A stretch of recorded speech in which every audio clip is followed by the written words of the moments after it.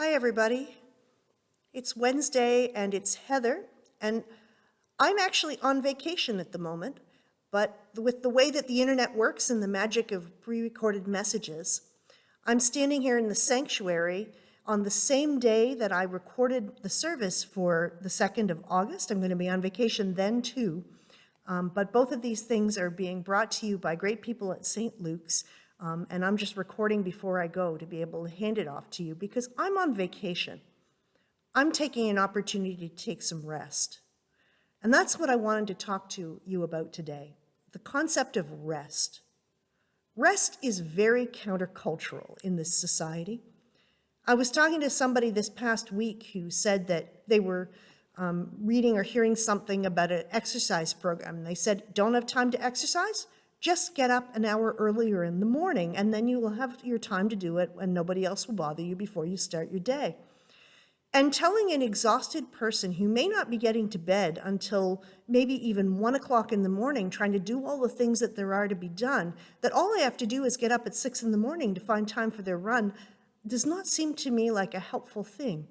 Like the time that we need for our bodies to rest and rejuvenate can always be taken over by another productive task because we know the rest time isn't really all that important. It can always give away.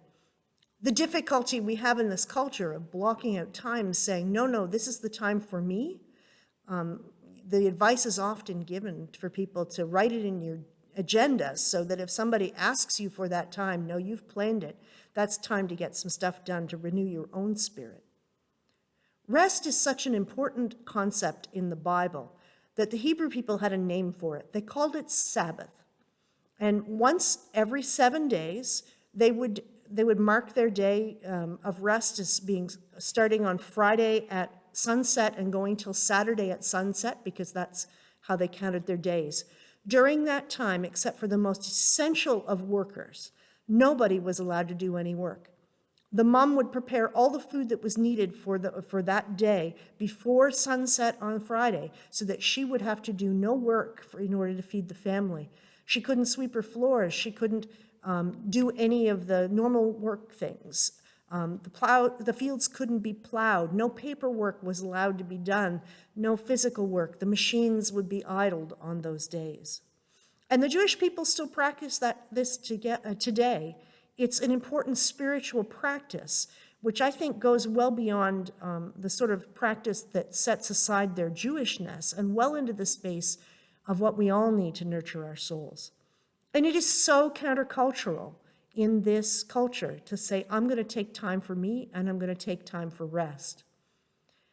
And the comment that I would make about that is that a lot of the busy work that people want to fill your rest time with isn't even work that needs to be done for them or for you. It's just that we've accepted the value that work is better than rest, and it's time to flip that script. So the spiritual practice I'm talking about this week is rest. I charge you, here's a challenge to you.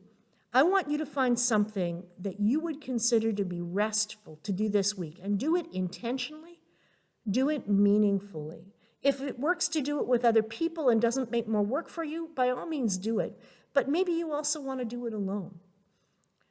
No work or catching up on things or anything like that may be allowed to interrupt your work time.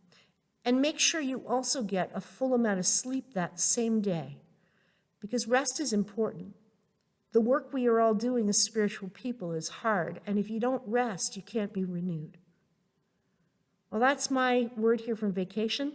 Next week, I'm going to be talking about some specific spiritual practices for each of the Wednesdays in August. I'm going to bring some spiritual practices that go along with the work that our Vacation Bible School is going to be doing.